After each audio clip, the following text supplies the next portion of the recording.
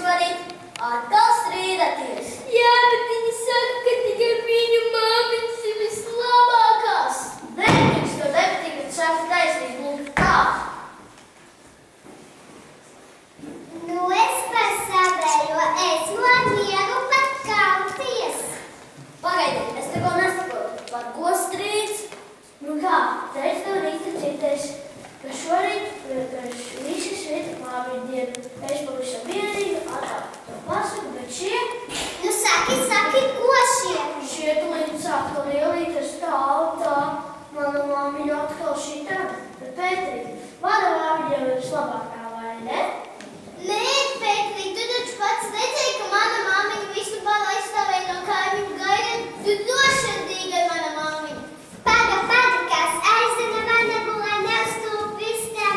Vai tik nebija mana māmiņa? Ko?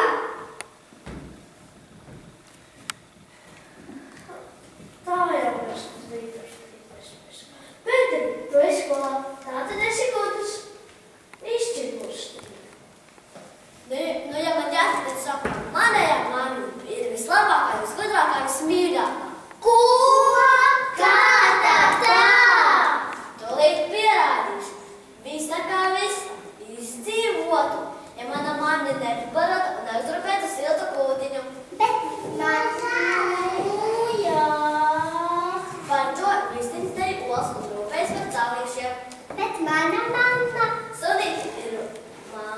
Sudīta ir māmiņas draudze, tāpēc viņa par to rūpējas.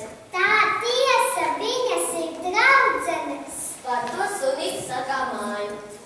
Un manējā? Katrīte ir māmiņas mīlula. Viņa to lūtina. Par to Katrīte ir ķerpels. Un tāpēc saka, manai māmiņa ir vislabākā. Viņa ne tikai laba, bet arī gudra. Tad jau mūsējās. Ko spriežam, zēn? Es tikko draugi pierādu, ka es vislabākā māmiņa visā pasaulē. Sveicu svētkos!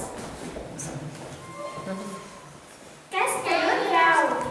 Lai ko teikt, cik jūs paši vislabāk zināt, ka jūsu māmiņas jums ir pašas labākās. Mums visiem ir vislabākās māmiņas. Sveicam!